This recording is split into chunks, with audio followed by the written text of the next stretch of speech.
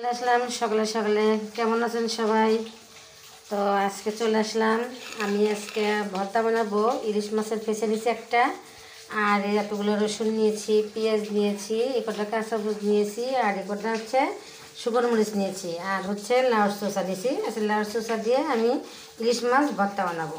আমি ইলিশ মাছটাকে ভেজে নেব, কাটা বেছে নেব, তারপরে আপনাকে দেখাচ্ছি আমি কী করি। আসসালামু আলাইকুম, আশা করি সকলেই ভালো আছেন। তো লাইট চোষা দিয়ে ইলিশ মাছ ভর্তা খেতে যে এত মজা লাগে তার ধারণার বাইরে। তো আমি হালকা করে একটু লবণ দিয়ে, হলুদ দিয়ে একটু মাখাই নেবো, মাছটা নিয়ে আমি ভাজবো। মাছটা দিয়ে দিয়েছি আমি কড়াইয়ের ভিতরে। তরকারি রান্না করার জন্য মাছটা ভেজে নিয়েছিলাম, সেই মাছের তেলের ভিতরে আমি আবার ইলিশ মাছের পিছাটা ভেজে নিতেছি, কারণ তেল আসেই যেহেতু, সেজন্য আর কি। তো অবশ্যই কিন্তু ভর্তাটা করে খাবেন।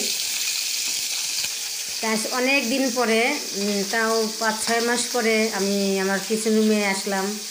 গ্যাস এনে দিছে ছেলে, সেজন্য রান্না করতেছি গ্যাসে। তো দেখেন যে আমি সব কিছু গোছাই নিয়ে গেছিলাম। তো মাশাআল্লাহ, তা অনেক একটু ভালো লাগতেছে। আর 2 দিন ধরে তো বৃষ্টি শুরু হয়ে গেছে, শীত ফেলাবে, তো সেজন্য কি আর কি বৃষ্টি এই কারণে হচ্ছে, শীত পড়বে তো এখন। তো এখন মাছটা আমি উল্টাই দিব। এখন মাছটা ভালো করে বেশি ভাববো না কিন্তু, হ্যাঁ, অল্প করে ভাজতে হবে। করতে গেলে কিন্তু ধনে পাতা লাগবে, আবার শোলের পাতা দিয়ে ভর্তা বানাতে পারবেন। তো আমি ধনে পাতা দিচ্ছি। তো যারা ধনে পাতা পাবেন না, এমনি ভর্তা করে খাবেন, অনেক মজা লাগবে।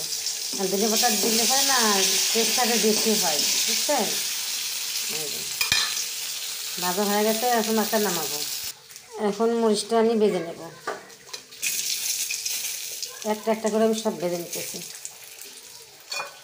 মরিচটা ভালো করে ভেজে নিতেছি। আপনারা মরিচটা কাঠফালাও ভেজে দিতে পারেন। দিলাম এক এক, আমি সব দিয়ে দিব।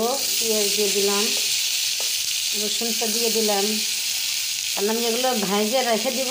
তারপরে আমি হচ্ছে লাউ চোষাটা সিদ্ধ করে ভেজে নেব। সিদ্ধ না করলে কিন্তু ভর্তা নরম হবে না, শক্ত শক্ত হবে। তাছাড়া পেঁয়াজটা ভাজা হয়ে গেছে, পেঁয়াজ রসুন মরিচ একসাথে ভেজে নিলাম। আমি বেশি ভাজবো না, বেশি কড়া করবো না, কিন্তু যাতে দাঁতের তলে পড়লে খেতে মজা লাগে। হয়ে গেছে, নামাবো। যে পেঁয়াজ মরিচ ভাজা হয়ে গেছে, দেখেন এই যে আমি ভেজে রেখে দিছি। ভাজাটা কত সুন্দর লাগতেছে, আলহামদুলিল্লাহ। দেখছেন, আমার মনে হচ্ছে এখন আমি একটু ভাত দিয়ে মাখাই খাই। তো কী করে আর ভর্তা বানাবো। এই যে লাউর চোষাটা আমি সিদ্ধ দিয়ে দিছি, হালকা একটু পানি দিয়ে দিছি, হালকা একটু হলুদ দিছি, যাতে কালারটা সুন্দর হয়। তো দেখছেন, এখন দেখে দেবো। আবার কত সবজি ফালাই দিই, তাই না? লাইট চোষাটা ফালাই দিবেন না। চিংড়ি মাছ দিয়ে ভর্তা হলে স্বাদ লাগে, চিংড়ি মাছ দিয়ে ভাজি করলে মজা লাগে। আমি তো বেশিরভাগ চিংড়ি মাছ দিয়ে ভাজি করি। তো যাই হোক, আজকে আমি ইলিশ মাছ দিয়ে ভর্তা বানাবো। তো যে পটলের চোষাটা, আলুর চোষাটা আপনারা ফেলাই দেন, ফেলাই দিবেন না, বুঝছেন? এদের দিয়ে কিন্তু ভর্তা বানালে অনেক মজা লাগে। মনে করেন যে ভাত 1 প্লেটে 2 প্লেট খাওয়া যায়। মাংস দিয়ে মাছ দিয়ে যতটুকু ভাত না খাওয়া যায়, সেতটুকু কিন্তু ভর্তা ছানা দিয়ে ভাত খেতে ভালো লাগে, বুঝছেন? তো একটু পানি শুকিয়ে যাচ্ছে, পানিটা শুকিয়ে গেলে তারপরে আমি তেলটা দিয়ে দিব। কিন্তু খাঁটি সরষের তেলই ব্যবহার করবো। আপনারা যদি সয়াবিন তেল ব্যবহার করবেন, তাদের সমস্যা নেই। সরষের তেলটা দিয়ে দিচ্ছি। এখন আমি ভালো করে ভেজে নেব। বেশি তেল দেওয়ার কোনো দরকার নেই, অল্প তেল হলেই হবে। তবে আমার অনেক আশা ছিল যে আমি ইনকাম করব ইউটিউবের থেকে, ফেসবুক থেকে, কিন্তু জানি না আল্লাহ তাআলা আমার কপালে কী লিখছেন, আল্লাহ তাআলাই ভালো জানেন। কারণ সবার আশায় তো আল্লাহ পূরণ করেন না। তারপরেও মনে করেন যে যে যা চায় সে তা পায় না, যে যা চায় না সেইটাই পায়। মানুষ কত রঙের ভিডিও করে ছেড়ে দিয়ে ভাইরাল হয়, আর আমি হয়তো আমার রান্নাটা আপনাদের কাছে পছন্দ হয় না, সেজন্য হয়তো ভাইরাল হই না। আর ভাইরাল হওয়ার পিছনে তো আল্লাহ তাআলার হাত থাকে। আল্লাহ তাআলা যদি দয়া করেন তবেই সেদিন আমরা ভাইরাল হব, তাছাড়া তো ভাইরাল হতে পারবো না। তো যাই হোক, আমার ভালো লাগে ভিডিও বানাতে, রান্না করে ছেড়ে দিতে, সেই জন্য দেই। আল্লাহ তো একদিন হয়তো মুখ দিলে তাকাতেও পারে, সেই আশা করেই দেই। আল্লাহই ভালো জানে। আল্লাহ তাআলা যা করবে সেটাই তো ঠিক হবে, তাই না? আল্লাহর উপর তো আমরা হাত ঘুরতে পারবো না, এটা হাতের জিনিস না যে ইচ্ছাগুলি আমরা ভাইরাল হয়ে যেতে পারবো। সব কিছু হলো ভাগ্যে। আল্লাহ তাআলা যদি আমার ভাগ্যে রাখে তাহলে আমি ভাইরাল হব, নাহলে তো হতে পারবো না। তো সবাই আমার জন্য দোয়া করবেন, আমি যদি ভাইরাল হতে পারি।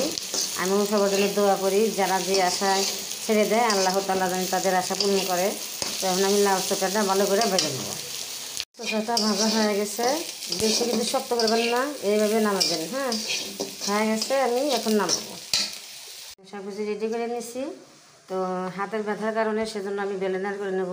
শুধু লাইট চোখাটা ব্লেন্ডার করব, পাটায় বেটে করতে নিলে আর বেশি মজা হয়, খেতে মজা লাগে বেশি। তো আমার হাতে অনেক ব্যথা, তো সেজন্য আমি পাটায় বাটতে পারি না। এখন আগে আমি সব কিছু পাটায় বেটেই খেতাম। তো যদি তৈরি করে খাওয়া যায়, গাটার দুবলাও খাওয়া যায়, বুঝছেন? মনে রাখবেন সবসময়। যেটা ব্লেন্ডার করে নিয়ে আসছি, একটু খাঁচা খাঁচা আছে, খেতে কিন্তু মজা লাগবে। শুকনো মরিচটা আগে মাখায় নিচ্ছি। নরম হয়ে গেছে, আগে একটু ভেজে রেখে দিছি, যদি এখন বাজতাম তাহলে নরম হতাম না মরিচটা। কাঁচা মরিচটা আমি মাখাই নেব।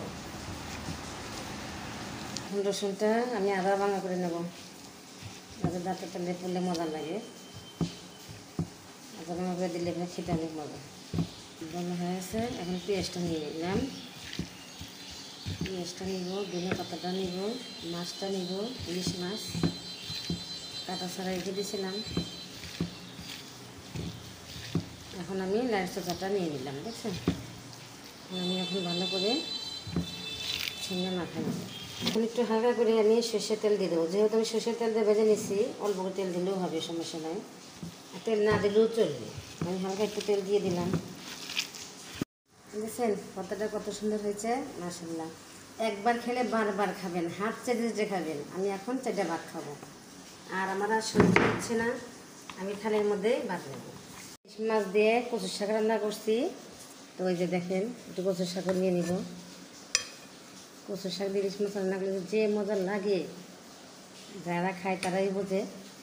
তো এখন আমি খাবো। আমার ভর্তা ছানা হলে আমি আর ঠিক থাকতে পারি না, আমি মনে হয় যে কখন খাবো মনে হয়। তো আমি ভর্তাটাই খাই নিতেছি আগে। বিসমিল্লাহ। এত মজা হয়েছে, মাশাআল্লাহ, আলহামদুলিল্লাহ।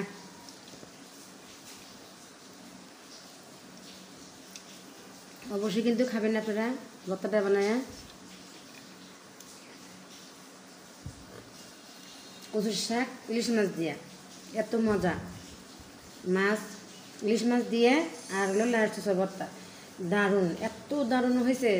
অবশ্যই কিন্তু খাবেন, আর কমেন্টে জানাবেন আমার রেসিপিটা আপনাদের কাছে কেমন লাগে। আসসালামু আলাইকুম।